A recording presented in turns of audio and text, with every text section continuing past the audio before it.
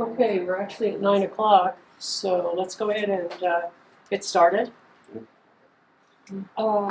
We need a roll call. We're gonna do a roll call. We have Arlene Zorkman. Here. Carrie Snow. Here. Glenn Pepper. Here. Jenna Reed. Here. Harold Dominguez. Here. Molly O'Donnell. Here. Kendra Daniels. Here. Sarah Arney. Here. And Tracy DeFrancisco. Here.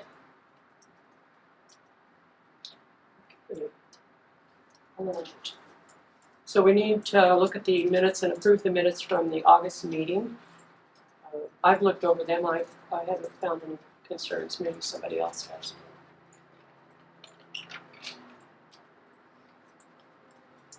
If not, I need a motion to approve.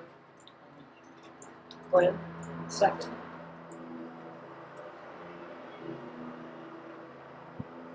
I'll second it.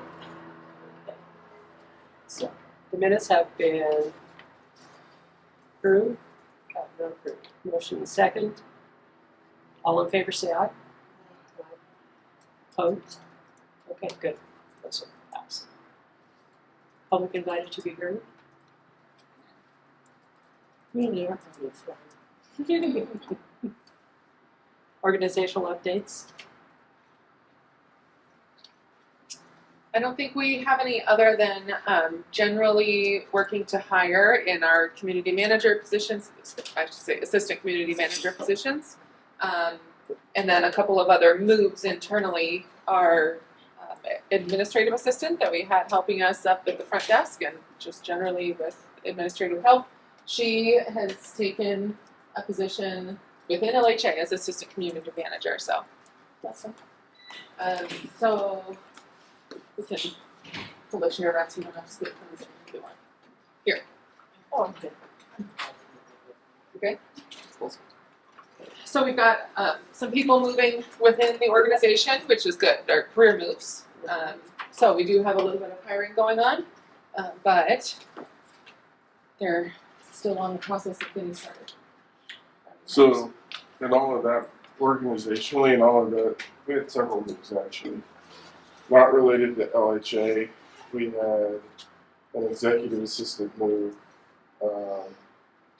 through HCI into internal services. And as part of the budget issues we were dealing with in the general fund, and really frankly, we probably should have done this when Karen retired. We downgraded the executive position to an administrative assistant position. We downgraded the administrative assistant to an office assistant position. And they're now all going to be reported to Erica. And Eric is now an administrative supervisor. And that's in part because Molly's now in our office, Christina's in our office.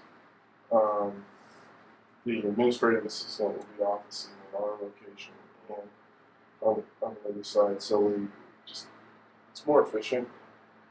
And Erica knows all and can wrap her arms around everything, and I think it's easier. We're finding that a lot of folks are doing the Erica anyway, and so it's easier for Erica to manage and schedule, and then that provides better coverage for both sides. And that was official, yes, so congrats to Erica. Officially did that last time yesterday. She took her job. She's been doing a lot of that role anyway, whether she was just as a mentor or whatever.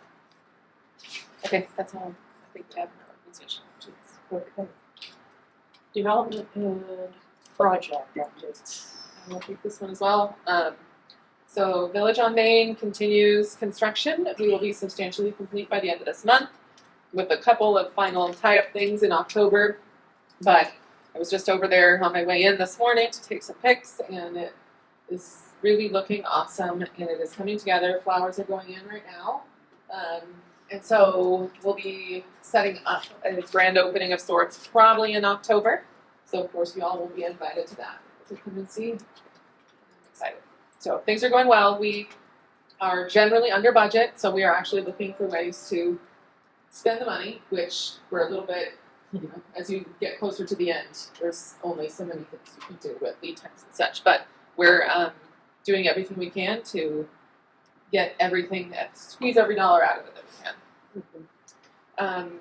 the residents the last move-ins are coming back. So we're done with our hotel moves, temporary hotel moves, and I think everybody's happy to be back home. Although we didn't get any complaints about the hotel, so I think everybody had a fun little time there too. For Ascent, so I should probably preface some of these for Melissa's onboarding purposes. So Village was 72 units right here on 6th and Coffin and straddling with Main as well. We did a resyndication of the tax credits and a big rehab.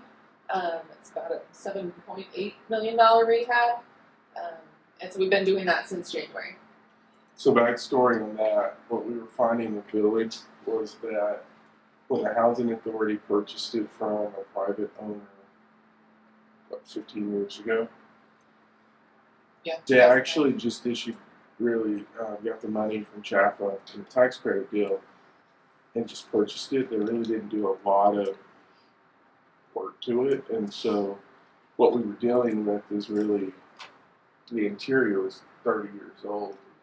And CHAFA has changed their rules to say you need to be at 20, at least 25. And they let this one go through because of the fact that something hadn't been done for 30 years.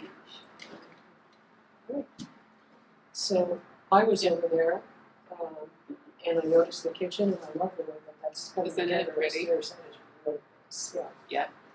So there's things, did you notice the giant hole in the ceiling, the big old commercial hood?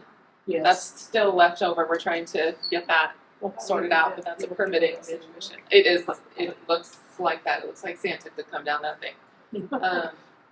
So there's a lot of stuff like that. Last final touches, and it's all carefully coordinated so that we don't jeopardize our building permit, substantial completion letter, which is what we need to give to the investors for tax credits, all of this.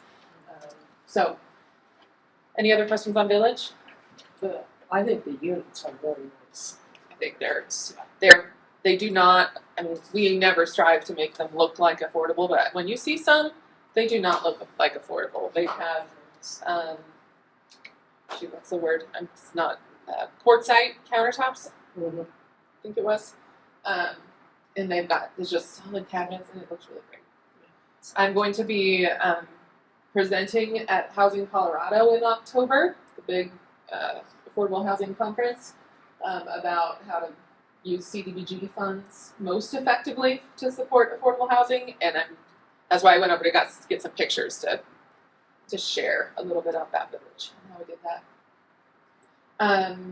Okay, so Ascent, that is our 75 units of family housing, including a good number of 3 and 4 bedrooms, which is a major challenge to finance on the tax credit side. It has an attached early childhood education center, so we're working with Wild Plum to bring that together. And we have been in closing mode since July. It is a really complex one when you add on a commercial use like that. And so we've been working through things. Right now the closing is scheduled for, it should be next week. By the end of next week is our closing schedule. So we'll start digging. We can start digging as soon as that's ready. Got the construction sign ready to go, just need to be able to hang it up. So that one is in full closing mode. A lot of attorneys talking right now to get everything buttoned up. When the timing on that? For closing, it should be by the end of next week. Sure. Just signature pages. We'll be doing signature pages several days ahead like we did last time. That worked out well. You'll need to be here for the bank. You know, You'll be here for the bank. Bank will require approval for the wire transfers. yeah, no, that's why we need to just Make sure. Yeah. There's a call this morning we're meeting now twice a week just to make sure everything is tracking. So we'll be in full construction mode here soon, and that will be constructing through about January 26th. So that's when we expect to open.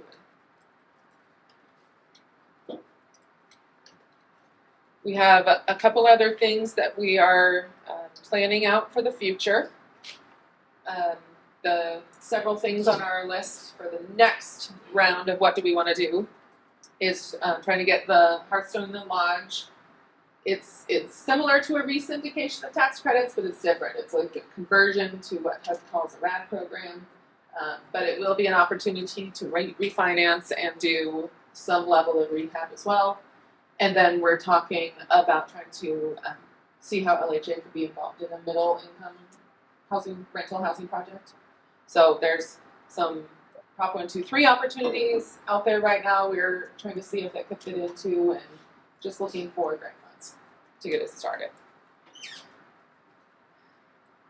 I think that's it for project updates at the moment. We're going to talk about Zinnia, right? Well, Zinnia, I can definitely say Zinnia. Zinnia is wrapping up construction, and we are in the lease-up process right now. We are more than halfway leased. That was a number about a good week and a half ago, so I'm sure we're further by now. With an anticipated move-in of October. There will also be a grand opening ceremony for that one in October. And so we're at the point right now where we're just coordinating final construction cleanup and coming back in and restriping the lot, which actually happened Friday. Ooh, I'm gonna go check that out too, because coordinating a lot of with their construction teams, because we also have ADA upgrades to do in the parking lot, so we're coordinating together to try and kill two birds as much as we can. And then we'll be doing some more. There's more parking lot work to do once the construction vehicles are out. So Just a couple of little things. giant holes. So that's all coming together. Going to try and get the concrete all in before the season shuts down. So I have a question about the residents that are going to go in there. Can you give me an idea of what kind of residents is going to go in there? Are they going to be people with felonies or misdemeanors, or what are we looking at? So we did review the tenant selection plans with this group several months ago when we were, before we finalized them. So half of them are going to be pulled from the local Boulder County case conferencing list. That means there'll be people that are exiting homelessness that are tied to Boulder County and going through Boulder County's process. And then half of them, and this is a requirement of the state funding. That's a coordinated entry. Coordinated entry, yeah. The other half come from essentially a statewide list. It's Metro Denver Housing Initiative list, which could be, it's got statewide people on it. That is a requirement of the state funding. And so often those with a local tie often have a lower acuity of need because they have some connection to the community, or they have jobs here, or family, or some connection. Sometimes, not always, if they're coming from that statewide list, they are a little bit harder to house. They don't have as many community connections, and so that's one of our tasks, is to build that community. Okay, so that's where they're coming from, where their referrals are coming through. And the Boulder Shelter for the Homeless, which is now called All Roads, is managing all of that, and they are doing the case conferencing and working with people to get them ready. Our tenant selection plan, it is meant to be for hard to house individuals exiting homelessness. So there are a couple of things that are no-goes, which are convictions for production or distribution of meth, and lifetime registered sex offenders.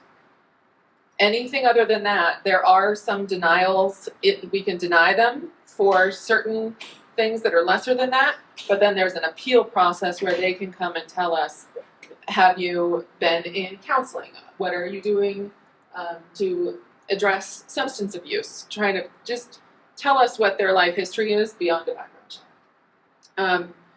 And so that is different from the suites. The suites has a tighter tenant selection plan, and we follow federal rules there, whereas the Zinnia follows state rules. And so it is a different tenant selection plan. The suites, we are trying to gear towards more lower acuity of need people, which we've managed in a couple of ways by changing that tenant selection plan, because it's an older PSH project. It's a hotel conversion. It wasn't purpose built to be able to handle this. And Zinnia is coming in with 24-hour security and dedicated case management that's funded all the way through, which the suites, when that was created, did not come with that structure. So it's going to be a challenge that it's up to us and Boulder Shelter and mental health partners and the owner of Zinnia to create community and get people connected to the resources they need and manage the culture.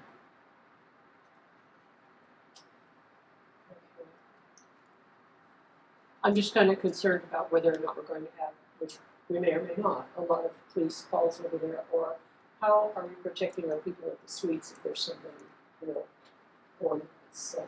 Yeah. And we'll all fall into And we've line heard as it well. we've heard it both ways too. Yeah.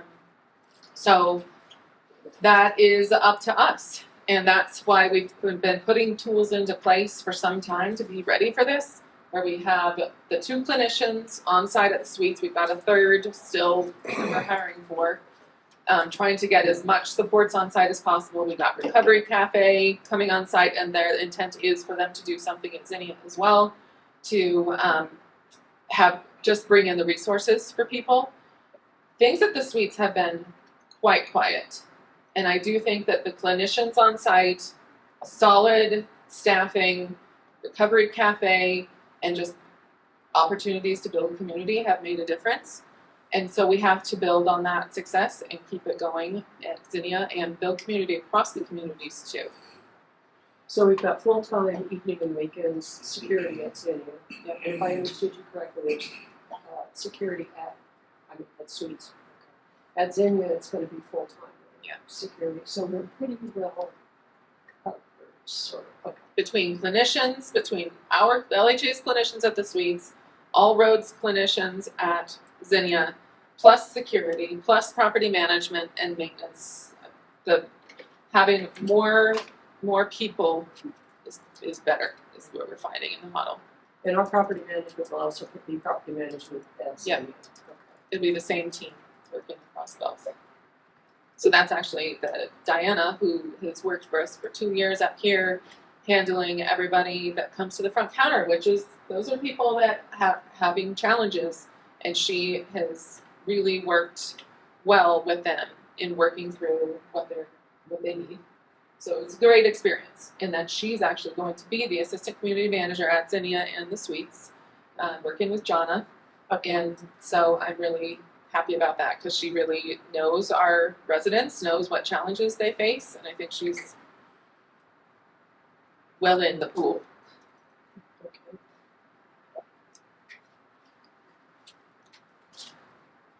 That was my other question. Okay. I do not have rose-colored glasses. We're trying to prepare. It needs a lot of preparation to make this successful for everyone. So I assume that we will get from Sarah an idea of how many police calls are going on everywhere, even it's going to be a lot going on there, that type of thing. So, Okay, the property will not, we're gonna get calls for service, but it will not be under the crime-free program. So, I mean, we're gonna do all the things, but you can't call it that due to Lieutenant Slack's complaint. So, but I don't see it being much different than what we're doing now. okay, well, that's good. All right. And the Bluebirds, at least at the start, been Super quiet. super quiet, but I think it's really about having the resources there. So I think lesson learned on Zinnia. I mean, the suites is really one of the first permanent supportive housing projects in the state. And so I think you may have been on the board. No, you may not have been. One of the challenges that we had at the suites was that when they financed the project, they had security, permanent supportive service. They had services there, but for only 2 years. And then when the 2 years ran out, everything went away. And so then the housing authority at the time was really scrambling and trying to find the money to have security that they didn't. And so I think lesson learned from that project was this needs to be built within the financing model in perpetuity. And so everything we've been building at the suites to get security there, to bring clinicians in, are things that are built into the pro forma for Zinnia to be there and not go away. And I think that's where we lost it. Sarah, I'm looking at you. I think that's when it went south at the suites was really when funding went away and all of those services. Right, and literally no one was there. And so people started acting out. We're also, Sarah's working with, not Milestone, but Everyone, on the cameras, so the cameras are going to be pretty important. With that too, we, on the city side of the budget, we put in our access control system is going down here, so we need to replace it. So we put in 1.7 million in the city's budget to do access control. And so once that system is up, I think it will give the housing authority the ability to shift into that access control system, which part of the reason we went with that group in Milestone is it's non-proprietary and it can actually integrate into the cameras so that when somebody's accessing it, you can see who's coming in. Because one of the biggest challenges of the suites is that people get in that aren't supposed to be there. And one of the things that Sarah and I have talked about is the challenge to the suites, as well as it will be a challenge to Zinnia, is as much for the people that are surrounding the area and impacting the residents there. As I think now that's where we're seeing the problem. It's not necessarily the residents, it's the people that are coming in and out of the area that are either trying to sell drugs, camp there, things like that, that's now becoming the biggest issue. So all of this is going to have to work together.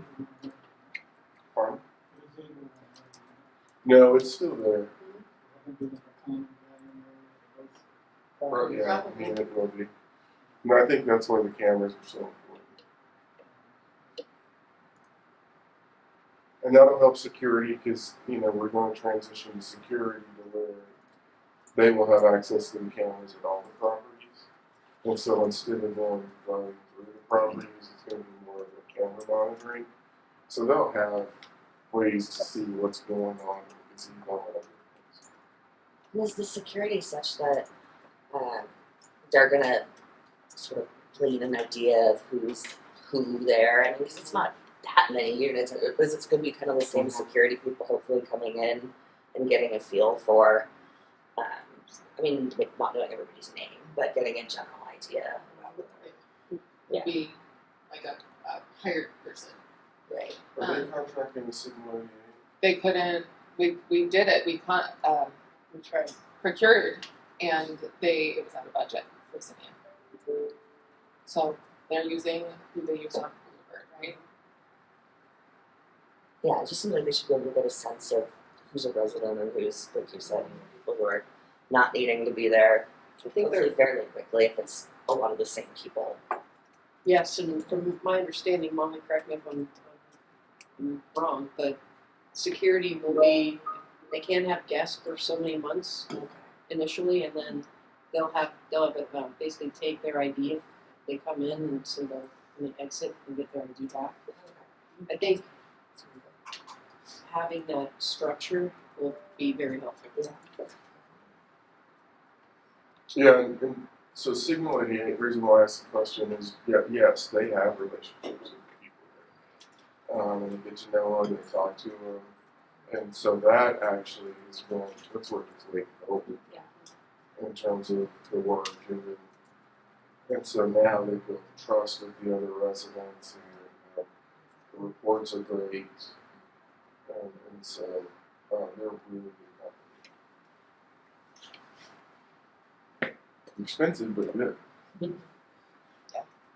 you Get what you pay for. Yeah, no, you really, I mean, the one we had before, they were falling, the one we tried, they were falling asleep. And that's why we went to the attendant model, but then that didn't work, and then we went back, so. All right. Items for input to the Board of Commissioners. Sure. So I'll take the first item here. So we just got, you don't have this information in your packet because it just came in from our outside counsel yesterday. But we do have all the documents ready to transfer Spring Creek from LHDC, is their role in the general partner, is their place in the general partner role, to LHA. So rolling back, we've been working on this for 2 to 3 years. When LHA first came under the city umbrella, we hired outside counsel, which is like the best outside counsel, I think, for affordable housing purposes, especially when it's this nebulous question that said, can you look at LHA's portfolio, and for those projects that have LHDC, our Housing Development Corporation, in the role as in the partnership ownership model, does it make sense for them to stay there? Because at the time, LHDC was considering, like, should they still be around because LHA had kind of stopped that development pattern.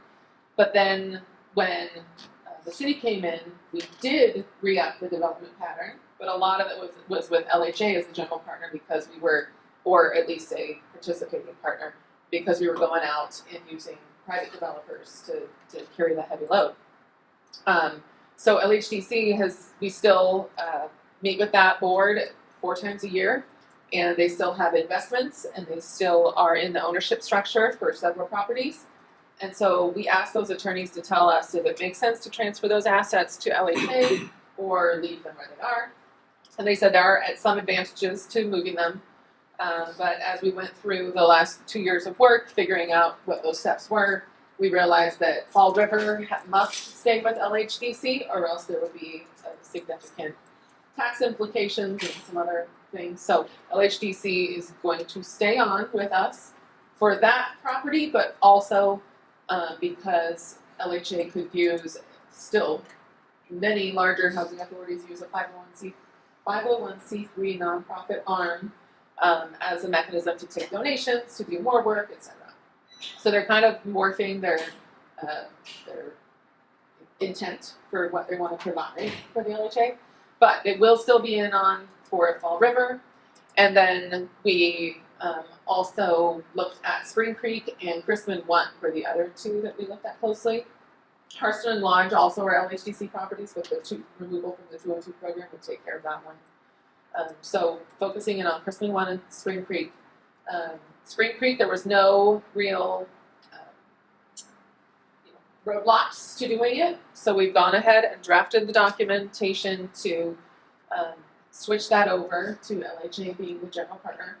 And so there's a bunch of documents that go with it, but in essence, it's just rearranging, the loan documentation, the guarantee documentation, and so we will be bringing this to the board hopefully next week at the LHA's board meeting. It might be October if we need our attorney to do any more heavy lift on this, but we're going to check that out this week. But that will be coming, where we will be transferring that out of LHDC to LHA if LHA board accepts it. And then Chrisman 1, so Chrisman 1 is the first kind of private development partnership model that the LHA entered into before it became under the city umbrella. And so with that one, the idea is that now that we have Chrisman 2 as well, in approximately 2028, there's a couple of milestones that need to be met, but both will transfer to LHA as the primary owner, away from the current private developer. Kind of like a fee developer situation, but they are on through stabilization and making sure that they can pull their full fee and the income that they needed out of it to make the deal work, and then they'll transfer it over. But Chrisman 1 had LHDC on it when it was done in, actually, 2018, before LHA became for the city. So what we have decided with that one, with the LHDC, is that because in approximately 2028, in order to get the LHA on the general partnership anyway, it doesn't really make sense to do it twice. So we could either do it now with LHA, LHDC, and MGL, the developer. There's 3, and it would be removing LHDC and putting that bucket into LHA's bucket, and then we just have the 2, and then in 3 years we come and remove that one, and it's just LHA. But there wasn't really any tax advantage to doing that now versus 2028, so we've just decided to hold and do it all in one fell swoop. So Spring Creek is the only property under LHDC that it will be transferring to LHA as the general partner. And then they're hanging on for the rest of it. So that is something that's coming up. It's been in the works a long time. It doesn't have a huge impact to operations or anything necessarily, but it just makes sense in the new model of LHA to have things more consolidated. So that's that. Okay. Okay, Ken, I think it's you. Talking vouchers. So, we didn't bring this to the last advisory board meeting, but we did bring it to council last month to explain the situation with our voucher program. We are currently in a shortfall, and the reason for that is HUD in their 2025 or 2024 payment standards, they really increased them quite a bit. I think they also realized they might have miscalculated, which has caused many housing authorities to be in a shortfall right now. And what else attributed to it is tax increases. So the landlords are getting property tax increases, they're having to increase the rent, and we're seeing kind of a drastic change. So to give you an idea, in January, our cost for our vouchers was $536,000. Today it's now $590,000.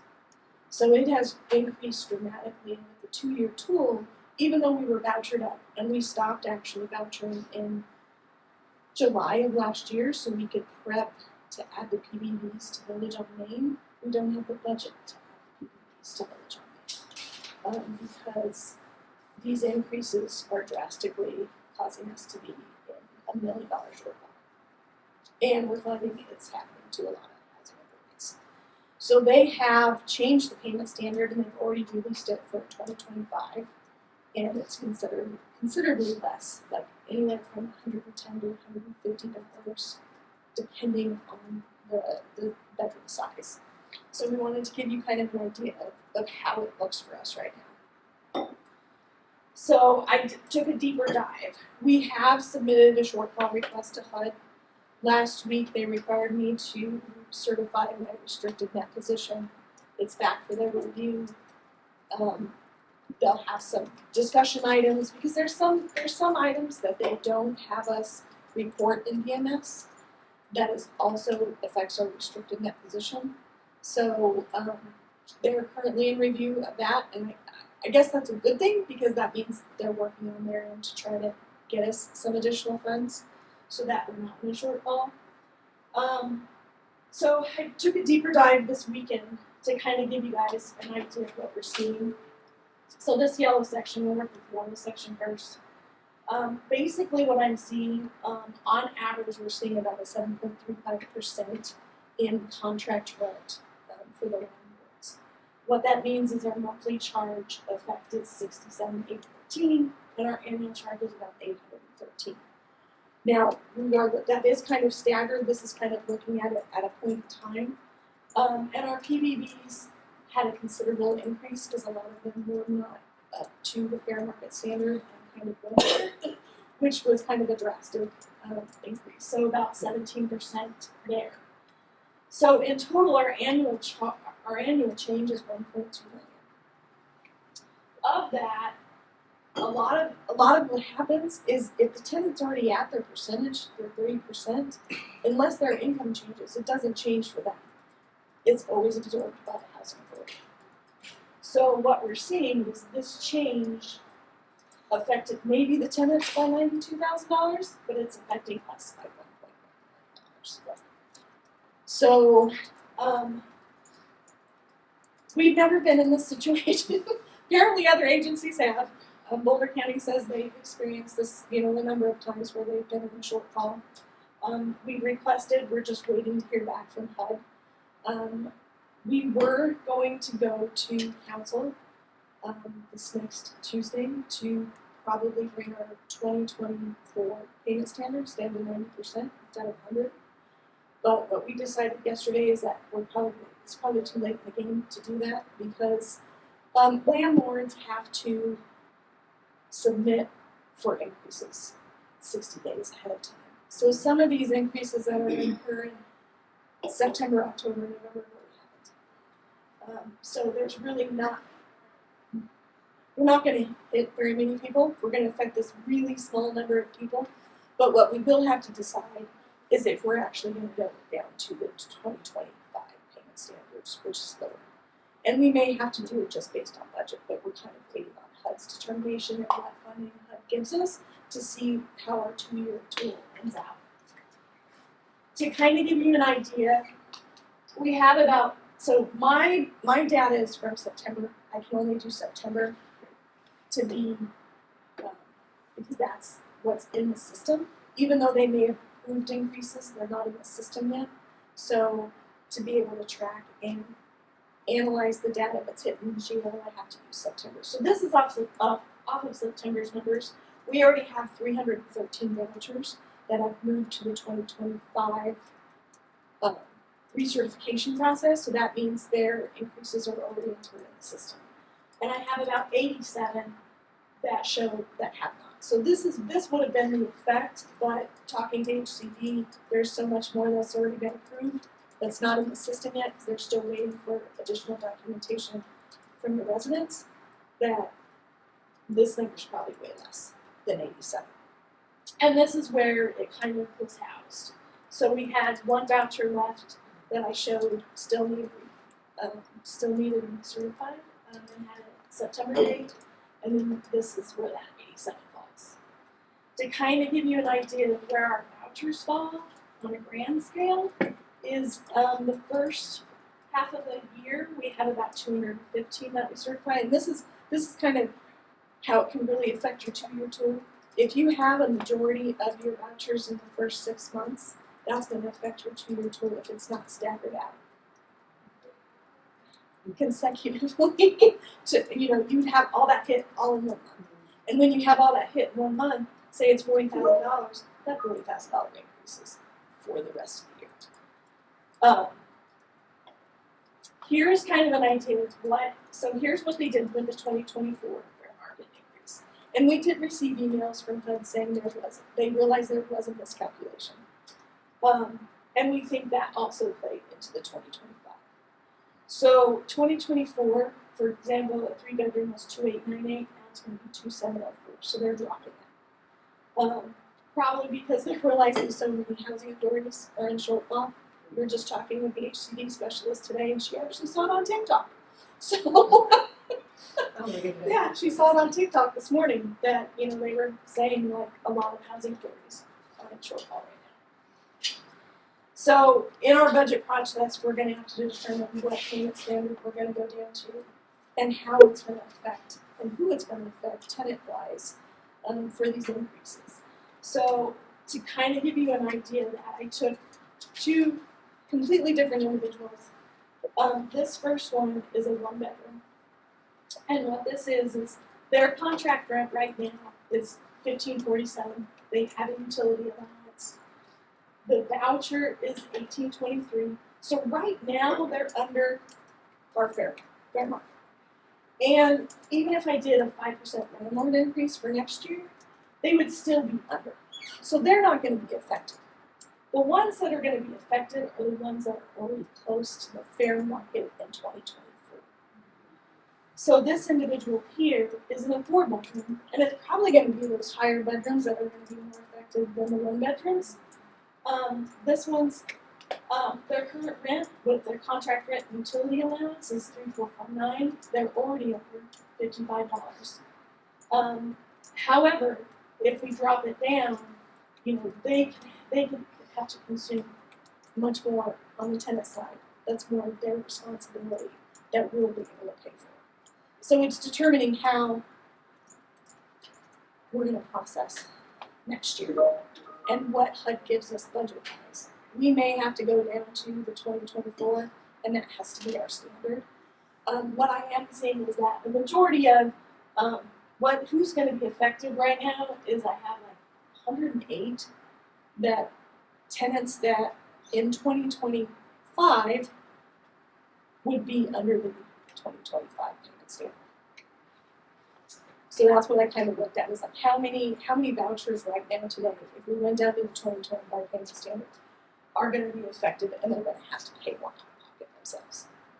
So I have about 108 HCBs and I have 68 PDs. So is that 17%? I mean, what is the increase actually going to be for this 108? It's different. They're all their own special snowflake.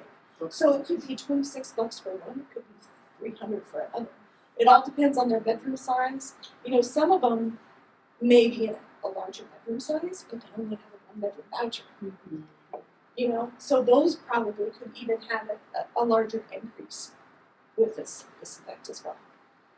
So it's really hard to analyze because you don't know, one, what the landlords are going to increase. You can assume that, you know, it's going to be a 5% or whatever, but that's not what we're seeing today.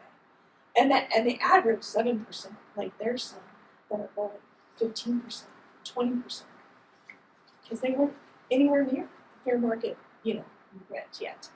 And now we're knowing they can go up to that fair market rent, or taxes have caused them to have to go up higher. Too. And insurance, yeah. Our apartment building just got dropped. Our insurance carrier was like, nah.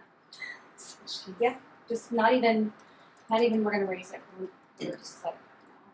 And so I don't know if that company's leaving the market or what, but we're gonna shop it. And we paid about $8,000 a year, and we're looking at about $18,000. We're noticing about, I think, 11% increase throughout on our insurances. And it already went up a good amount last year. Yeah, and we're starting to see, we're starting to hear feedback that it's possible our current agency, which is more of a housing authority agency, it's an insurance company that specifically gives better rates to housing authorities, that we're reaching a level because of the construction costs of these new properties like Village on Main and Sept, they're too high for them to insure us. They would have to get insurance to insure us. Which means we'll have to go out to the unadmitted market. I'm learning so much about insurance, sorry. But you have to go out to the unadmitted market, and the unadmitted market is completely different. It's going to give us different thresholds for wind and hail. We had to increase our buyback policies because even our current insurance company, they were at, some of them were only at 1% wind and hail, they went up to 2%. When you have a buyback policy, you're trying to get down to $25,000 deductible. So it just skyrocketed that properties. Ours was at a 50, like that, and it was at $50,000. And that would be $18,000 a year. 10,000 more, it was $15,000. Basically, it's a burn down policy. It burns down. Yeah. So that's what we're seeing in our voucher program. I'm hoping we'll hear something from HUD within the next couple of weeks. But we did also receive a large percentage in the beginning. So, and the other agencies, like Delaware County, did receive as large as, I mean, we received a 16% increase at the beginning of the year, where others only received like 2 or 5. So I don't know how HUD's building their equation. They do have additional funding that's reserve funded for the shortfall. We submitted for it, and now we're just kind of playing the waiting game. But we may have to make a decision sooner than later because we're up for budget. And I think in your numbers there too for the bigger units, what I'm seeing, so we've actually sold 3 single family homes that were rentals. We close on the next one next week. We just don't want to deal with it anymore. So those were all bigger units, 3 and 4 bedroom single family homes. So those were rentals for the last 20 years that are no longer, will never be rentals again because the numbers don't make sense. So they'll be owned homes. And so I actually was showing one of my bigger units, a duplex that has 4 bedrooms, to someone yesterday who lost their, had a Boulder County home that was sold in that tranche that they got rid of. And they got 90 days notice and they're at the end of their 90 days and they still have not been able to find anyone. Because there are literally no larger units anymore, because I'm not the only one that's, you know, Getting out of that. yeah, the lawyer that we use that does a lot of stuff with the concrete housing, she's like the thing she's done the most is the 90-day notice to vacate for sale. She's like, I have so many. So those bigger units, those rents are gonna go up even more because they're non-existent. So basically my 4 beds, I can charge whatever I want because they don't exist. And there's so few. Well, I mean, that doesn't surprise me because one of the things that we talked about with I mentioned the county and the more beef is, you know, what we're seeing is the naturally occurring affordable housing is going away. It's legal. And so for us, we're going to have to start talking to the state because when we look at Prop 123, it included our naturally occurring affordable housing. But you can see in the home sales data coming through that they're being sold because the median sales price is higher than the average sales price, which is telling me our lower cost homes are not entering the market, and that's showing the delta in this. So, you know, my point to the county is, you know, the bigger problem is we can look at the rental assistance programs. Who are you going to assist if you're losing product? And it's almost exacerbating the need to build more product like we're talking about with the Sept than probably what we thought 2 years ago. Yeah, anything 3 or 4 bed is gonna be huge. Well, we're about to put in a year, put a bunch on the market.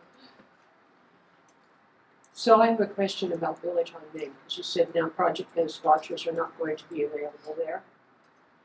Correct? Did I They're not understand that necessarily, correctly? Nuance. they're not necessarily not available. We have a contract.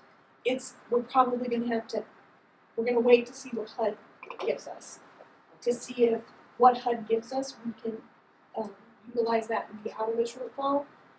It was always expected to be entered as attrition, so like add 5 units here, 5 units the next month, 5 units. And technically I have almost the number of vouchers that we could put in, but it's also based on budget. So they're still gonna get them. It's just we don't know when. It's a timing issue. It's a timing issue right now. So part of it, so one of the things that we did with people that owed us money, with failure to report accurate income and things like that. So we meet with them and we enter into repayment agreements. I have how many coming to me? 5. Tracy on? I have like 5. How many do we have coming to me to have the hearing on? Just one at this point. Okay. But how many letters did we send out? Termination letters 5. 5. So we're terminating 5 vouchers because they didn't adhere to the repayment agreement that we entered into with them in order to keep the voucher. And in that agreement, we're very specific to say if you fall behind on your repayment agreement, or if you think you're going to fall behind, you need to communicate with us. And we've had 1 or 2 that, like what we were talking yesterday, like one individual that had a car wreck, had other issues. I mean, they're in here immediately talking to us, and we're reworking their agreements based on the circumstances. These are individuals who didn't do that. And so it's a different challenge for us because we can't keep letting people not communicate with us, not give us information, and then keep extending the voucher when we know that there are people that are doing everything that they need to do. And the vouchers are in jeopardy. So I sent 5 letters. I've got 1 that is wanting vary, but, so all of that's now starting coming around too. So those vouchers then that possibly will be terminated would then be open for someone else or not? We would not be We vouchering would out. not, we wouldn't No. voucher them up on the HCB side, we would put them into that PPP bucket that we have dedicated. Yeah, They would we open up to another person in just a different way. We probably won't be vouchering up for the remainder of 2025 unless they give us a boatload of money, just because we have a set that have PBDs as well, that we need to add 18 that we need to budget for as well. So if they give us enough money, we're probably just gonna ride the wave so that we have those ready to go and don't put ourselves on the shortfall. Well, what we're dealing with is this is really a systems issue that we're dealing with, in that, and we see it, I see it in a lot of different areas, in that the systems were designed really for a period of normalcy. When you look at inflation, interest rates, and we've been in a 4-year, 5-year period of, from an economic perspective, that is not normal at all. And so the systems and the way that they're designed can't keep up with the inflationary pressures, and then the funding components to those systems can't keep up with it. And I think that's inherently what all the housing authorities are dealing with. So it's a systems problem. In that they say, do your two-year tool, do it this way, evaluate this, watch your numbers here, but when you're in this out of control market that we're in, the system breaks. And this is my first of learning how that works.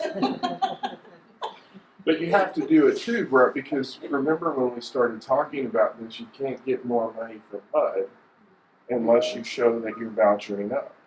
So you have to ride that line with HUD to the point that, we got 16%, others got 2%, because at the end that's benefiting the whole. And so the problem that the Housing Authority had before is they were never vouchering up. So in this type of situation, you didn't have this issue, but you were never getting more money to increase the number of vouchers you have. So it's as challenging a system as I've ever seen, but they're going to have to rework theirs in order to be able to manage these crazy periods we go into. By then you mean pretty good. The feds, yeah.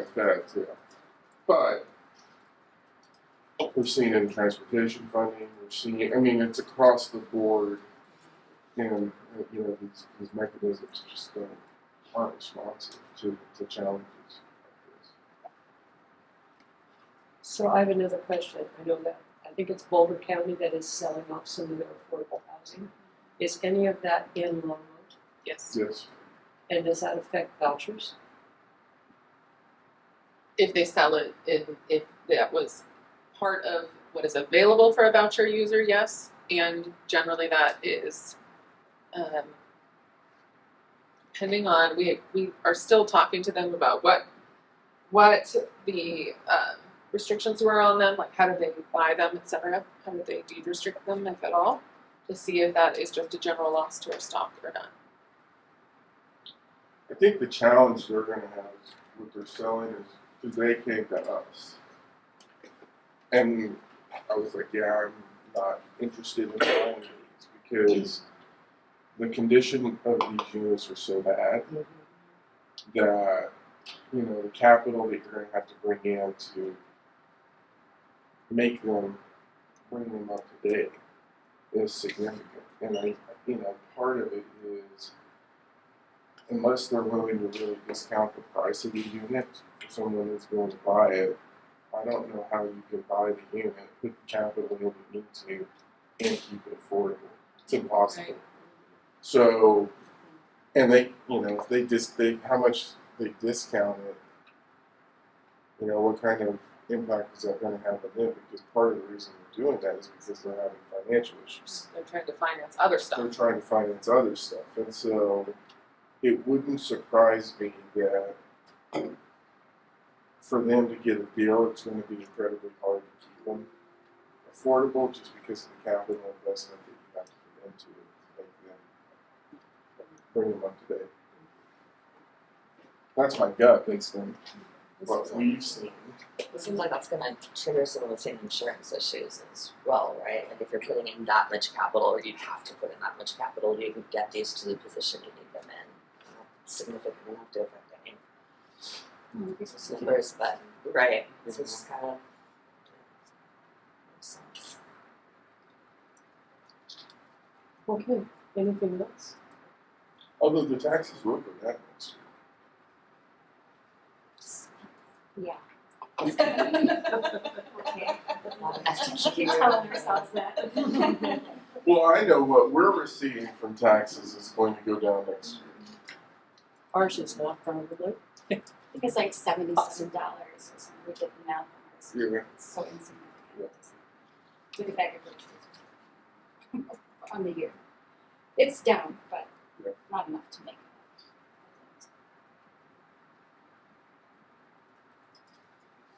Okay. Resident quality of life. Anything there? So this is just for Melissa onboarding purposes. This is something we generally hold for the advisory board members to come up with items if you want. Sometimes we have some items here, but generally it's more of an open call.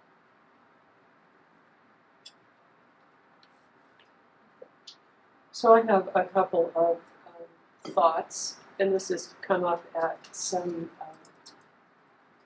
of the coffee with coffee and conversation, I think is what it's called, meetings. Suppose that we were in a situation where the power were to go down. Do we have generators at any of the facilities that would kick it back on again, particularly? Because I know we probably have people that are on oxygen and that kind of a thing. So do we have generators, or is that not something that would even be cost effective to even think about? No, we don't have generators. No, I don't think it would be cost effective. Most of our properties are actually, I'm thinking, with maybe the exception of Briarwood, most of our properties are served by underground electric utilities, which is, when you look at the downtime that you have on those utilities when we have outages, they tend to be pretty short. So most of our outages that are longer in duration occur when we have overhead lines, simply because that's typically weather related and tree issues. As we move in, and this is more on the city side, as we move into there's two pieces in here, and I'm going to kind of talk more about electricity now because there's a lot of conversations about the move to 100% renewable energy. The reality is the state's requiring us to hit 80% renewable energy by 2030. So really the only thing that Platte River's doing that's different is saying we're going to try to gain the other 20%. I say all of that because we're beginning to test batteries. And Platte River's going to place batteries at some of our substations. And so, assuming that it's not a line failure or lines that go down, most of our short outages tend to be very short duration. Now, what we probably need to do for the residents, and I don't know if we're doing this, is that we, if you have a medical issue that you need electricity for oxygen machines or whatever it is, we do have a system within LPC where we need to know who those individuals are, because that does start adjusting how they'll approach it. And we do that for homeowners in terms of what we're looking at. The cost of generators are hundreds of thousands of dollars to power a facility like this, and I don't know that you could ever really afford to do that. Now, all that being said, you know, with Ascent, you know, the village, what's it called? Village on Main. We just say village. I feel like that's the best it's way to changed. go. I always forget what the new name is. Village. Now, what's changing that a little bit is actually bringing in solar and how solar works with the buildings, because that starts getting at what you're talking about. And what may end up happening is that it may be better to look at installing a battery component where we have solar on the buildings. And that may be the most cost-effective way to provide short-term backup for these projects. But, you know, we're replacing the 2 generators here now. They're larger. But I had a $90,000 shortfall based on what we already had budgeted because of the cost of increasing generators. So that may be what we need to think about, is really bringing in solar and solar with battery. And that may result in potentially some lower utility rates, because when you look at moving to renewable electricity, solar and battery is what you really need versus just solar. So, but that's something we can talk about partnering with Platte River and LPC, because where we put batteries and how we approach it really gets into the distributed energy resources, because then they can draw off of the batteries as well. So it's not going to be something we'll do on our own, but I think that's probably the most cost-effective way to do it. Then the other thing that came up, which it sounds like what people are doing in some of these places is when they get rid of large items, so you're talking maybe TVs or even computers and stuff like that, that they are putting them into the regular trash. Is there a way that we can not have that in the regular trash and maybe kind of accommodate those kind of items so that they go where they would be better than the regular trash? So that's up to the tenant if they want. There's ways you can call, like debris haulers or Habitat Restore will come and pick up stuff sometimes if it's what they're looking for. But sometimes, like if it's, for example, a floral couch, nobody will take it. Goodwill won't take it. Habitat won't take it. The landfill is the only place for it to go. I'm sorry? Exactly. Like a hauler would take it. So that's not something, I mean, because it's so one-off, I don't know how we would accommodate that. Typically, a tenant is responsible for getting rid of their own larger items, just so that we can't contract for that with our trash service necessarily for Well, no, one-off. because electronics are different, and that may be where we think we use commercial haulers, right? Different We use what? commercial. We don't use city. We do for our multifamily, like Western Disposal, etc. The city does not do No, our. the city doesn't do Yeah. our trash. Yeah. We would have to work with Western and or even our sanitation group in terms of really TVs, computers, things like that. You don't want those going into your waste stream anyway because of the things that are in. And you know, for the city, we do hard to recycle events and things like that, but we would probably have to talk to, you know, Bob and Charlie as well as Western to figure out, can they collect them in a different container that they'll pick up. But then that's only electronics. We did do across the properties last year, those big, events. Yeah. Where we brought the service in on behalf of residents. But I think in one-off situations, I don't know how we could organize and cover that. So then I guess maybe the message needs to be, because what I've heard is when the question has been asked, the answer is always just dump it into the regular trash. So yeah, I guess maybe the answer needs to be a little bit different. But I don't know. Maybe we could at coffee conversations talk about what haulers are out there we can call. So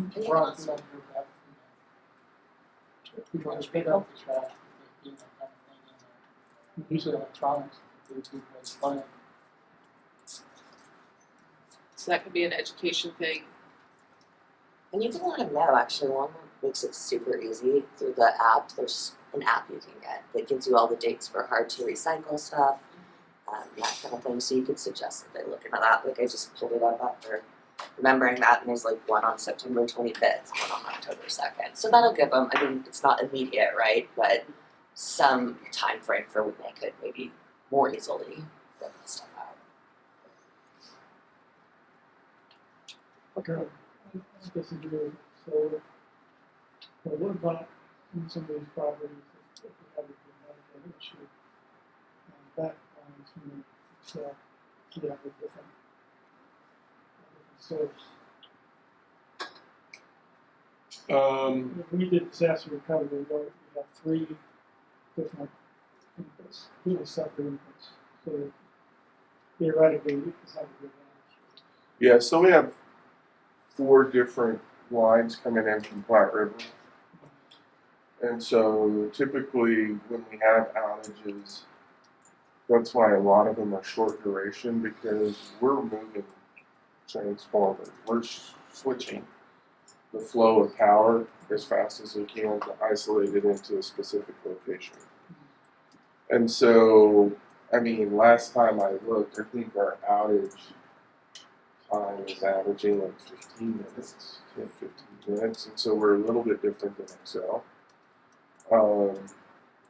You know, when we get into high winds, for example, we switch our system. So our system will automatically do this.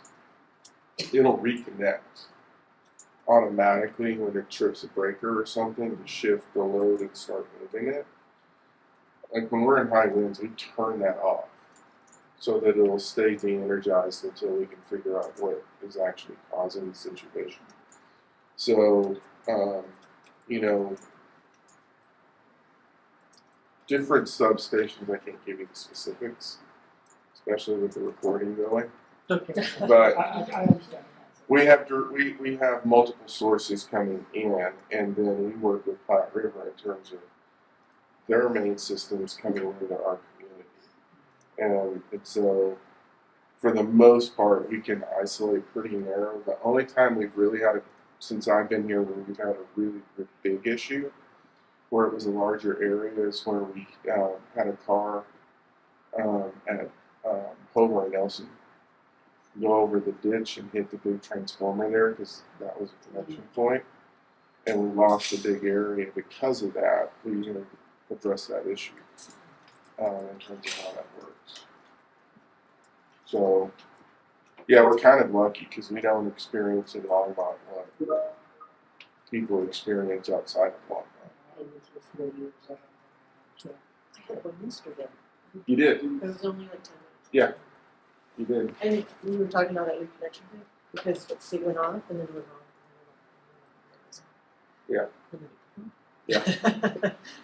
it's like, do you know how yeah. much exposure you have in these different sites for people? Do what? Do you know how much exposure you have for people in these sites? Or is it 10 people it's going to affect? That's, I think, the work we need to do, is to understand who, and that's what our property managers need to work on, is really who is on a system that needs electricity for health reasons, and then we need to get that into LHC so that when we're seeing the outages, they can have that in their database. Okay. LHA report, update on operations. So Lauren is out today, ill, and she provided an occupancy report that's been added onto your agenda. So this is what we'll present to the board next week as well. Overall, our occupancy rate is 94%. You can see that if you were comparing from last month at Village on Main, we've been leasing up in full force because we held those several units empty to be able to use during construction, and now they're renovated and ready to go. So we're getting those numbers up. And then Aspen Meadows neighborhood is our lowest occupancy, but that's really, well, I should say actually Briarwood, both together. We're reopening up remediated meth units and trying to get those leased. Plus, those are just smaller properties, so the percentage is more affected by just one unit. Other than that, if there's any questions on this, I'll be happy to answer them or convey to the property management team to get back to people. But I don't have a ton of detail on So the fly. Lauren and I have been talking about how to really shrink the turn time on these units, and one of the things that I'm evaluating is looking at ARPA interest that we have, because one of the council did say housing is, we put the majority of our ARPA dollars into housing. And so what I'm trying to evaluate is that do I have enough ARPA interest to potentially look at a contract with someone to come in and turn units, so we can just get everything turned all at once, Rather than utilizing the staff. contract, rather than having staff, and then rebalance the system so that we can get all the turns to the staff. To a certain extent, I talked to Lauren, I haven't had a chance to talk to Kendra about this, but one of the things I want to start doing is actually evaluating the units when it's time to turn them, and really figure out, is that a unit that we want to turn to staff, or would it be better for us to look at contracting that turn? Because where we tend to run into issues where it takes a long time, obviously not. But it's not uncommon for us to get into units where they're incredibly bad, and in some cases just as bad as a meth unit, because of many other things that I won't go into details on. And it may make more sense for us financially to contract that out versus expect our staff to do it so we can get it rented as soon as we can. And I think we just need to start doing an economic evaluation on how long is it going to take if we do it internally versus how long will it take if we contract it, and then how long is it going to be unrentable, and figure out, what's the ROI on that. What's your average turn time On a meth unit, No, just on an average move out. Like, say you have a move out that needs, what's your The goal is 10 days. it's over what a is month. that? It's more than that. Yeah, it's over. Yeah, if it takes me more than 15 days to turn that unit, I'm doing it wrong. Yeah. I mean, yeah, 10 would be for an average move, but For an average. you're over 30. Yeah, and some of them are not. We have a lot that are not average move-outs, but that is, that's the goal we've been trying to get to for a long time. Yeah, because those last lease days are Yeah. rough. Right. And especially as we get later in the year, because if we've had a unit on the Longtech side, we've had a unit that's been occupied through the end of December and it becomes open. If it's still open at the end of the year, Kendra, correct me if I'm wrong, if it's open on December 31st, It's down. if it's down, Unrentable. unrentable, then it impacts the investor. And so there's a timing component too on this is, when we start getting into November, December, we need to get those units turned as fast as we can, because then that creates tax implications for the investor, but then they can come back to us and say, You need to pay you this. need to pay it. So we've been spending some time on that. Lauren's really getting a good handle on this. We're working on showing things with maintenance. To be frank, they're not really happy about this, but we're making them really utilize majority and getting things into the system. Patrick's done a really good job of staying on those unit terms. So really just forcing accountability. That's. Are you going in before, like when you know a unit's vacating that potentially might have problems, are you identifying like a checklist before the move out happens? Because I definitely always go in, if they've given notice or know that I'm gonna have to notice them, and I already have like literally day of move out, I've already got contractors signed up to do the things because I'm already aware.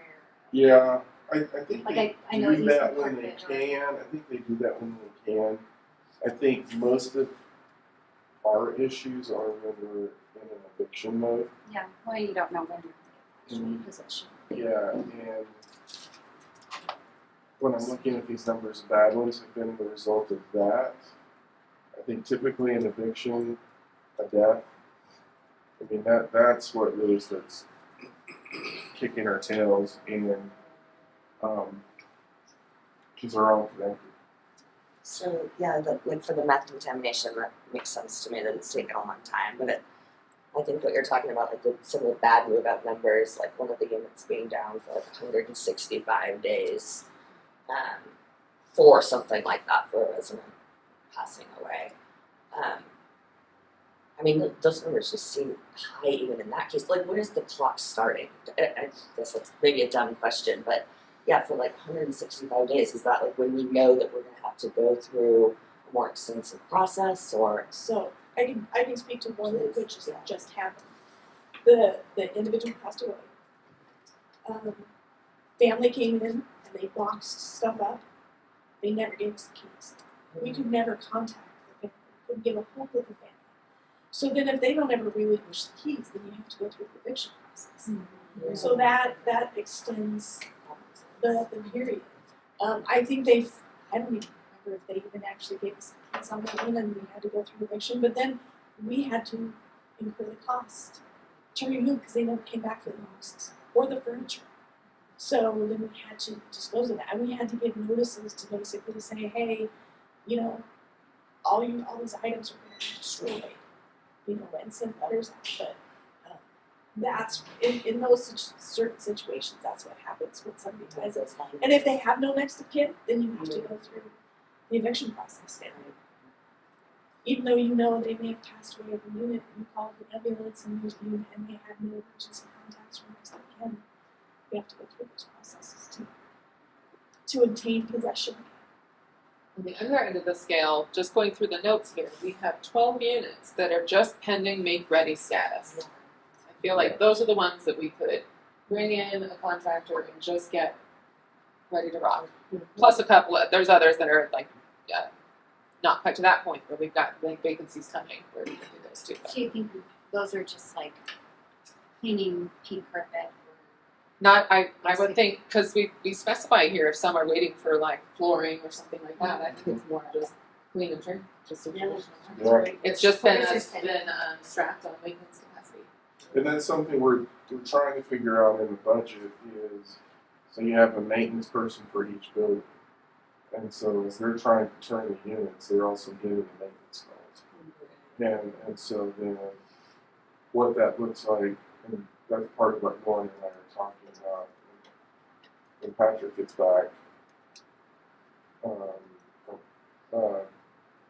How we figure out how we de-staff it really, because there's just a lack of capacity. One of the things we will be evaluating in this budget is, can we get another maintenance person? Because that may happen, and every unit, every building is different.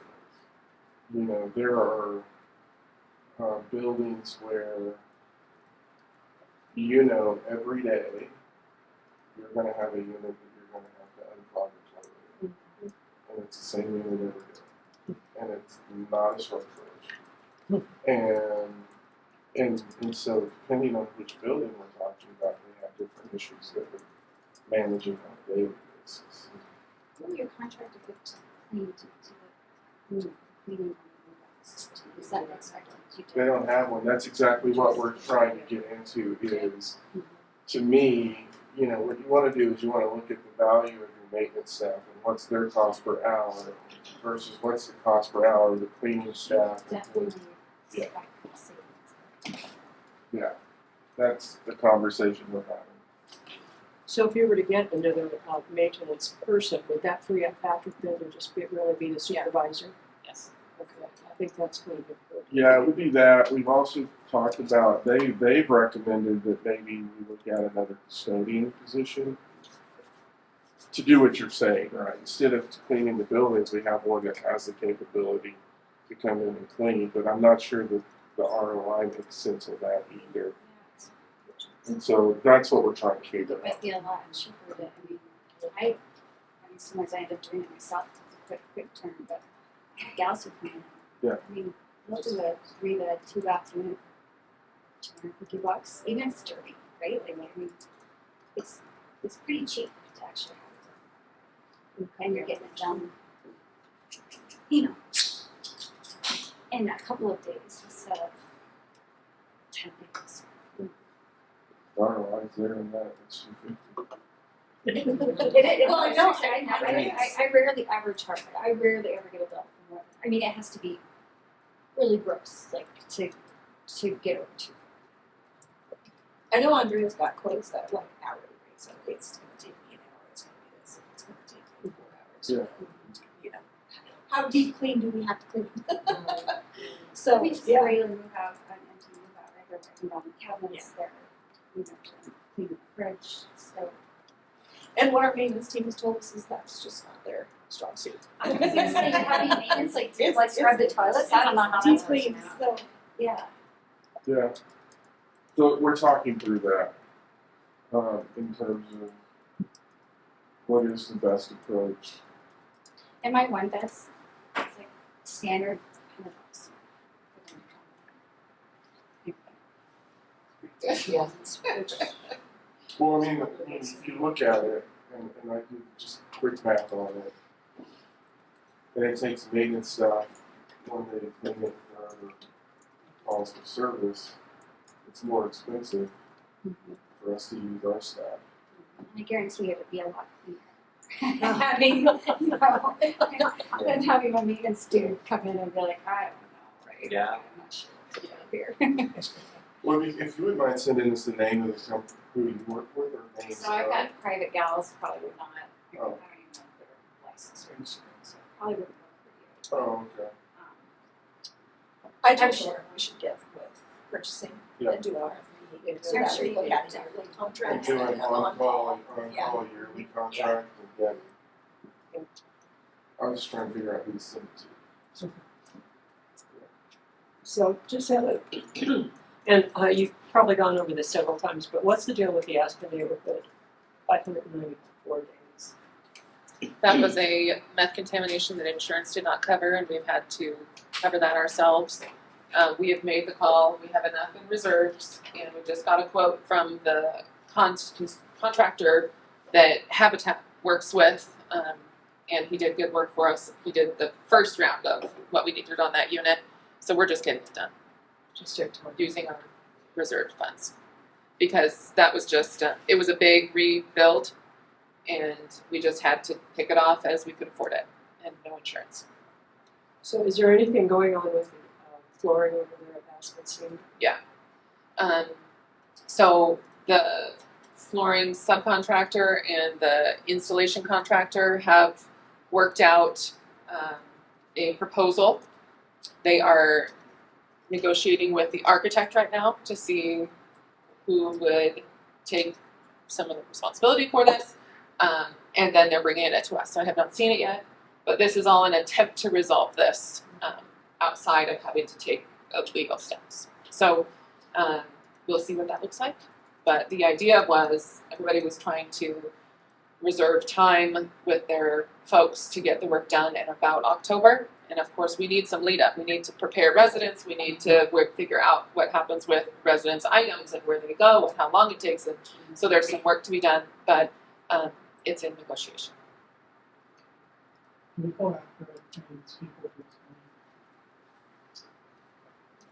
Well, so we just, was it last week? Last week, Eugene just, our city attorney's office just got counsel to authorize special counsel for construction defects. Same group, right, Molly? Mhm. So, yes, that's part of the conversation is what's the cost? And, Aspen Meadows is a little bit different in that we're not losing units, and there's not a business loss associated with the flooring. So it's kind of hard to say there's a cost that occurred. What we've said is we're not paying a dime for this. And that's really the fight that we're dealing with on this one. Were you talking about that one specifically, or that including meth units? So I mean, often, I understand the balancing act. yeah. If they're living in our properties, probably have them. I mean, the end step is going to collections, of which we never see it typically, but we can't always go after them because sometimes we cannot confirm that would stand up in court that it was them that did it. If they weren't the only tenant that ever lived there, or if we didn't have a certified clean before they moved in. And then often we don't find the meth until after they're gone. So when we do have, when it is possible, we pursue it, but it just has rarely been. Nothing, they usually evictions The bad ones. Yeah, and yes, they have been typically from evictions, but still, more often than not, we found evidence afterwards, not before It's not meth. causing the eviction. Well, there's a few that It's happened. has. There's Yeah, a few that it's it happened. has. There's also been a handful, nothing. There's been 3 or 4 that were evicting for another reason, and they're in the middle of the eviction and see it, and then that's when that hits us between times. But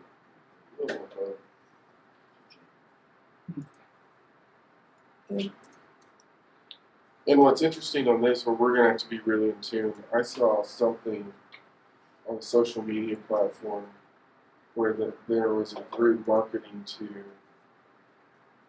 potential home buyers and real estate agents to perform a meth test before you close all house. So somebody's now turning that into a market, which I think Gary said even before you were there, which is going to be an interesting thing. But Sarah can talk about what she's finding on that, because we may have found the solution. For cleaning? Yep. Yeah, so I met with a company, it's called Telegar in Bluefield. I guess he's been around over 20 years, he's a retired firefighter. And they have basically a spray that they've been selling to the federal government. It cleans anthrax, it cleans any type of meth that you name it, it turns it into a biodegradable on the wall. So he has a pretty interesting concept, and he's been doing this for several years. And fire departments can buy this product so they can put it on their bunker gear, and so they don't. I mean, it essentially takes the the chemicals out of the bunker gear, so they will reduce the chances for cancer. So we have a small sample of this product that we're going to hopefully use on the bathroom, and then really he's offered to come up and clean our bathrooms for us.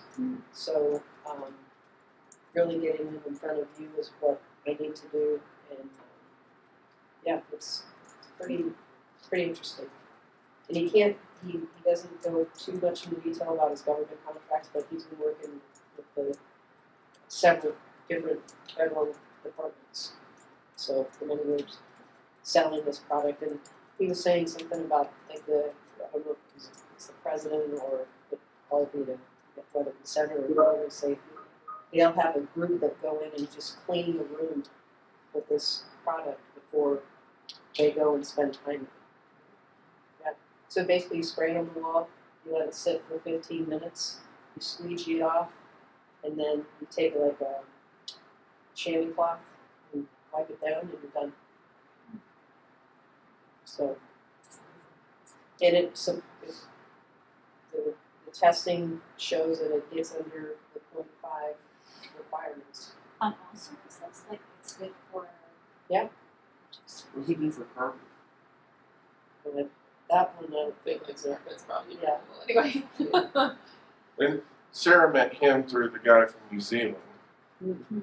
and this guy's just in Broomfield. yeah, So I mean, part of the connection is to see if this works.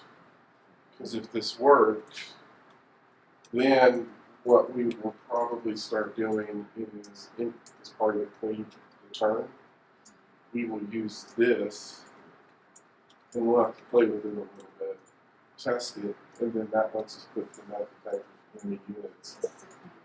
Because then it's a clean unit, because we can less. Like carpet would be, but if you did help, if you had a LPV flooring, Yeah. you could probably spray on that. Yeah. Yeah. Yeah. You could. I think any solid surface, just what it sounds like, any solid surface this will work with. So, and in most cases where it's the worst, and that we've seen, it's in the bathrooms. So we've talked about if it works and he comes and uses it, then what we may do is look at splitting the cost with the city and the housing authority. They have these big backpack systems. Splitting the cost because we may just do it on it. We're about to put in metal detectors in our restrooms, and so we know we need to clean the kids, and we bring that in and clean it. So maybe something to split the cost on. they did indicate that the backpacks are an option, but his other, it's like a rolling tarp. That's what he would suggest for these rooms. Yeah. Because I was like, oh, I want to see. I was very focused on the backpack because of the mobility of it. And he's like, yeah, that's, if you're going to use this long term, it's better to, and obviously we need to have enough pricing. Yeah. No. So how should we use the cruise backpack? Or is that like? So it's like a backpack that it has a container in the, I was just curious sits in if it, and it has a hose that you use to spray. And how much? Okay, I was just curious. It sounded like a lot. It's a white foam when it comes out. I didn't get that far. I'll look into it. So I'm guessing we're just looking at it for meth, and we can test, its efficacy if it's working for meth. But you mentioned like fentanyl, and it seems like it has pretty broad usages. Oh, yes. So is that something that are we looking at using it beyond just, units that are down with some meth? Like, is it something that could help us? Yeah, and like another thing is, I'm thinking fentanyl, mostly, but Possibly. yeah. So we could like expand it if it works, if it's good. Yeah, like if we got into one of the units that it was a hoarding unit, that's why we went into eviction, and then they get 5 feet in and start seeing everything. Assuming, anytime you tend to see meth, you could probably assume fentanyl's going to be there. You would then just use this generally to do that. I mean, it makes sense, right? So he's a firefighter. He probably came from the hazmat team, and they're used to doing decon on some really harsh chemicals that happen in fires, and so he's just using the same thing he did to deal with arsenic and all the other materials that comes out of the fire, and he's just using it for that. It makes complete sense. I apologize, I have to take off. My dentist asked me to come a half hour early. So, I think we're good though. Thanks for meeting. Okay, so I have one question. Since we're in the time of year when everybody's going to be super fluid COVID shots, so do we do anything for the sites? Yeah, we did that with COVID, and then when Lauren gets back, I know Kaiser goes in, and they're doing through their nonprofit. They'll do activities with them. One of the things I've talked to Ryan Roman from UC Health. We kind of talked about things that the city, UC Health, and LUH can work on collectively that is not in their competitive environment. And we've talked about like heart health, bringing heart health educators into the facilities. this is one I didn't get a chance to talk to him yesterday. This is one I was thinking about. It's just something that to take two different organizations that are in fierce competition with each other, but we work collectively for the community. So we've been emailing about trying to get together. But yeah, that's definitely. I think King Supers was the one that did the. I don't think his name is here. I think it was King Supers that brought in the COVID vaccines.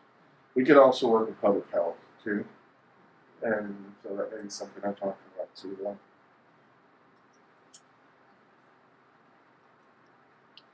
would be good for those people that don't have transportation, can't get out. Sarah, you got anything more on public health and safety, or we haven't even got to you yet, right? Haven't. Okay. Real quick, back to that, it's called Crystal Clean, and it actually kills any mold, fungus, dead body decon, bloodborne pathogens, and bugs or viruses. So, yeah, we need to connect with him. Did quick call for service for the past month. Knock on wood, it's even lower than the prior month. So Suites had 15, 8 of those 4 responded to. Welfare checks, some trespassing, some suspicious activity. Fall River had 10. We have new neighbors kind of having issues with each other there. Spring Creek had 0. Village on Main had 1. AMSA had 3. AMN had 1. The Lodge had 0. Barstow 3, and then Briarwood had 1. So pretty good considering all. Other than that, I have really no updates. Cameras are. My hair is still attached to my head. We're working through that with Everon.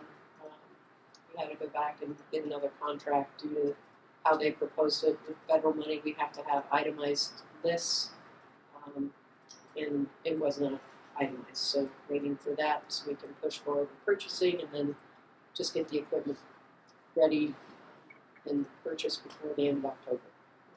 Village on Main, it looks like cameras will be installed, I think, the end of this month, for sure.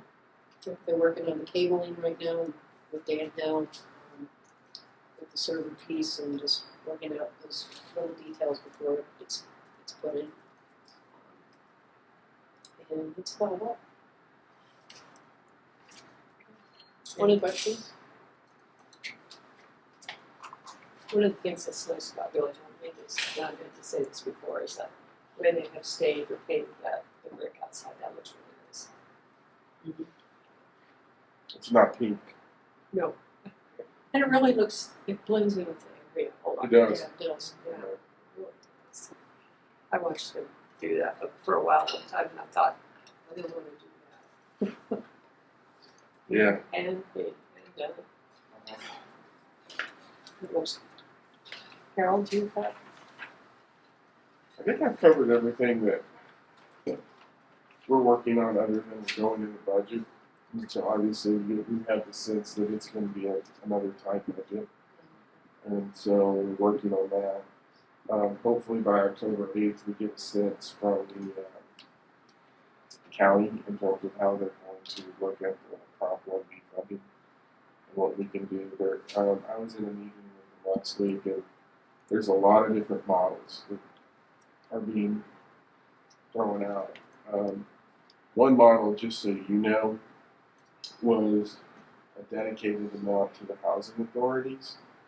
I took a slightly different approach and said dedicate it to the cities, so then the city, and then require the cities to allocate it to the housing authorities, because my concern is that it's not enough money to do anything, and we're still going to go to the cities to help bridge the gap. And if we're not careful, what's going to happen is the money can come into the city system, and then they bridge the gap on things they want to do, home ownership, for example, and then you don't have enough money on the housing authority side to then actually carry a project out.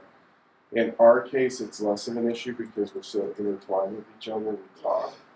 But I think in other cases, that could potentially be a problem if the cities aren't talking to the housing authority. At some point, the other ball will drop, and somebody's not going to have money for a project. So I was really pushing, give it to the cities, and then make sure they're allocated to the housing authority, which for us we can do. So hopefully we'll know soon what the approach is going to be on that.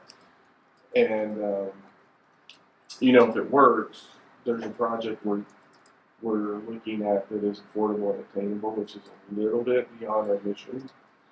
But if we can do it and do it in conjunction with the city side, what that does is actually creates an ongoing revenue stream over time that can potentially help with these issues.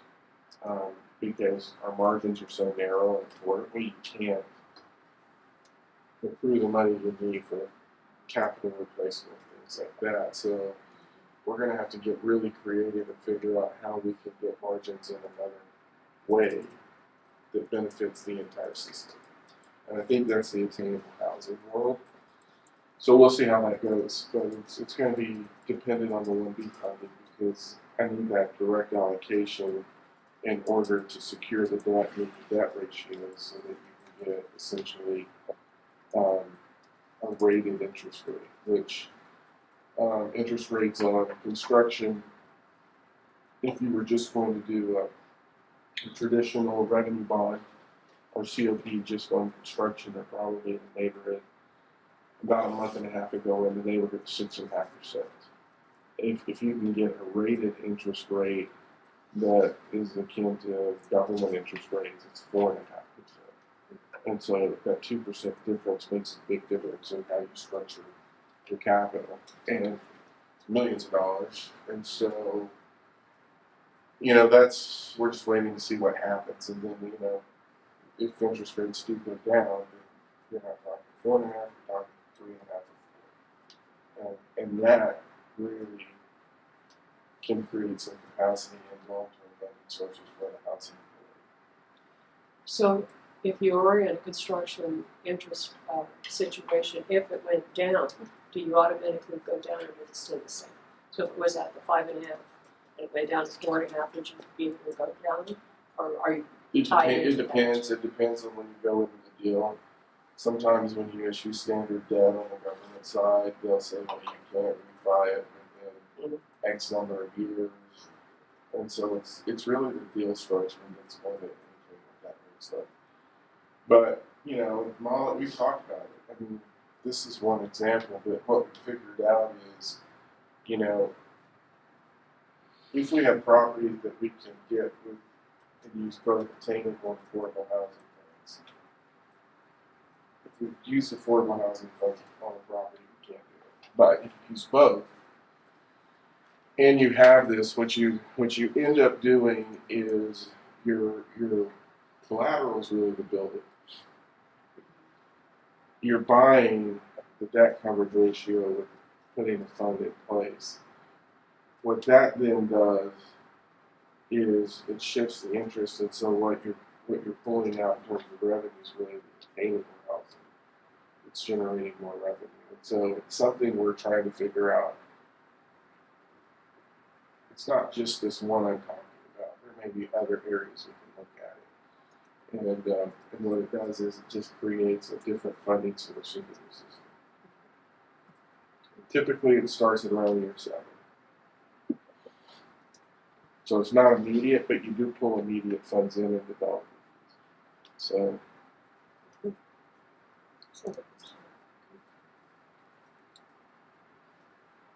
Okay, we're down to other business. Do you guys have anything? I have a couple of things I don't want to talk about. So.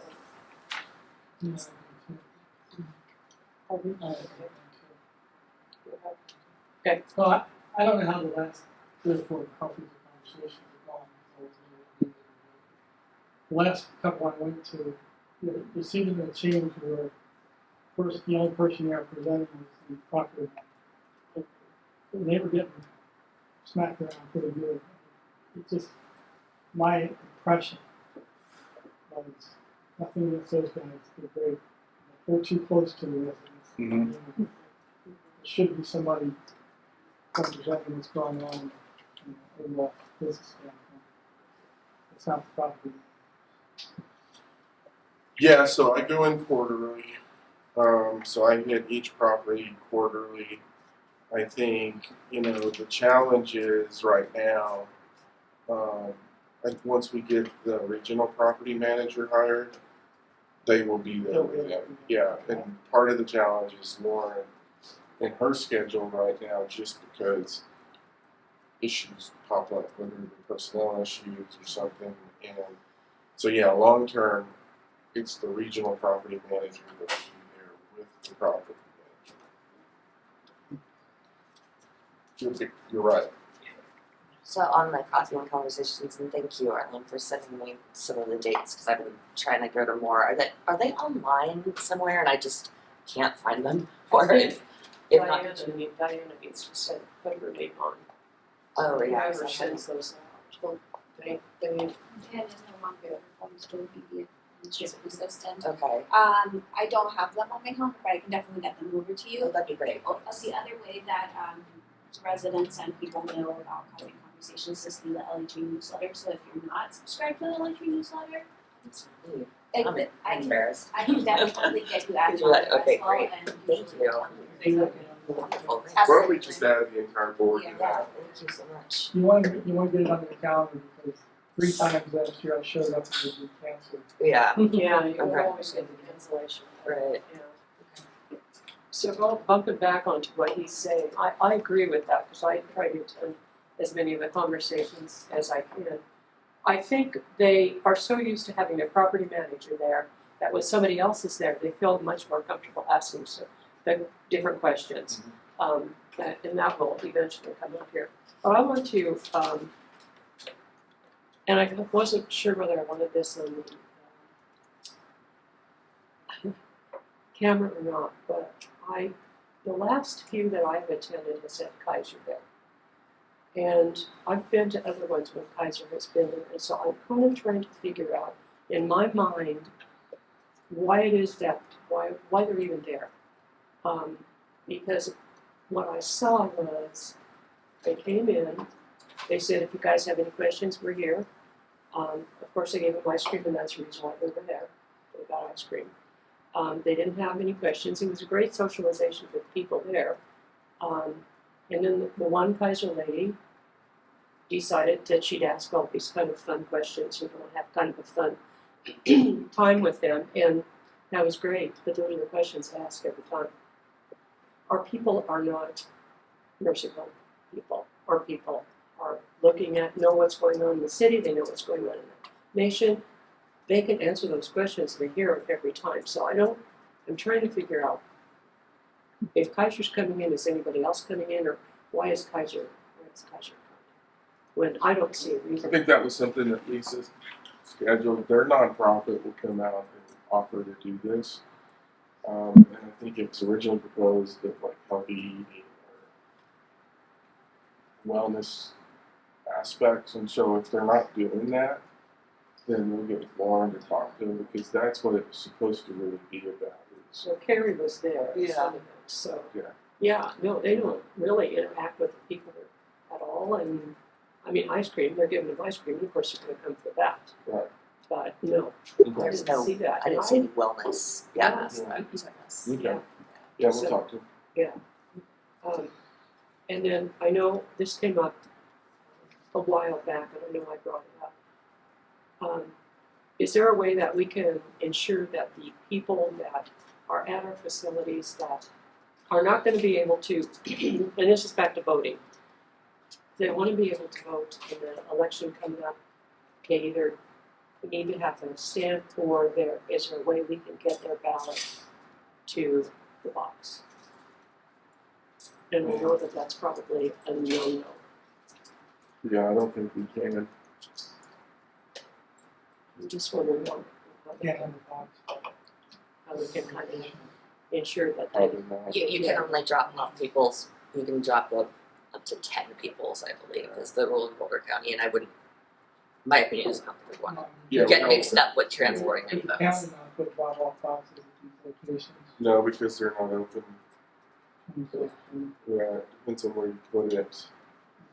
I mean, they can mail stuff from there, right? Yeah, you're going to say. I mean, there's a mail drop off there, right? We know they get mail. Yeah, so, I mean, like, I would think they would just put it in the mail drop box. It's kind of dicey. I don't know that we could buy stamps or no, I mean, because there's so much government funding in this with the election. I would be hesitant to even step into that world. Because the likelihood of tripping a rule that we're not aware of is pretty high.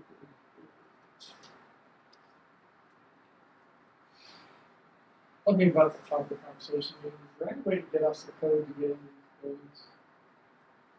We stand outside a lot. Yeah. Yeah, The me code too. actually got changed, so I can send it out to the board, so that you can still have access to the properties. Is there going to be a rent increase for the people that as they sign up for their leases? Yeah. What percentage is it? We haven't gotten into the budget yet, so we haven't talked about it, but yeah, my gut's that would be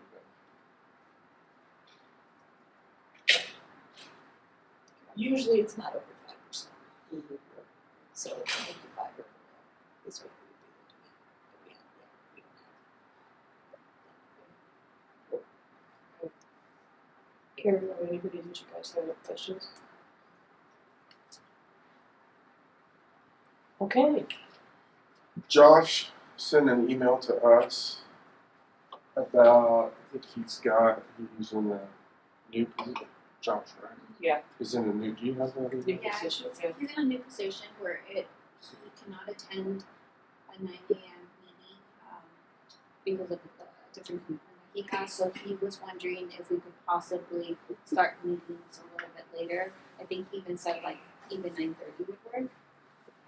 So Molly said we would bring it up to the board for discussion if you guys would like to change meeting time or keep it as is and give him the option to do it remotely. Anything after lunch is.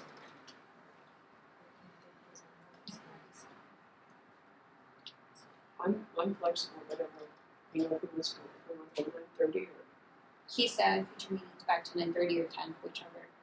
and he could come right be on Zoom, I mean, it doesn't make any real much difference. He's on Zoom. He didn't specifically say Zoom or in person, but it would just allow him to be able to join. So are you all open with 9:30 or 10? I prefer 9:30, but I will do 10. So we can ask him. We'll just say 9:30. I keep getting these 10 o'clock start time. I'm getting lazier and lazier every day now. I used to be up at 7, now it's 8:30. At 9:30 or 10 doesn't bother me on a Tuesday because I typically come in later on a Tuesday knowing my Tuesday night can go till. To the next 2 one. weeks ago, I went till 2. I didn't go home till 2:30 in the Oh, morning. that's- You guys don't have like a cutoff time. Well, they do, but they can vote to extend it. But yeah, I didn't get home till 2:30. Fell asleep at 4. You gotta at least stay long enough to find out what day is national day is. Yeah, I know. Yeah, So yeah, so yeah, Tuesdays I do. okay, so hurt you my let us feelings. know. Okay, so I just need a motion to adjourn. I'm looking to mention. If you're not in favor, we're going to join anyway. See you next time.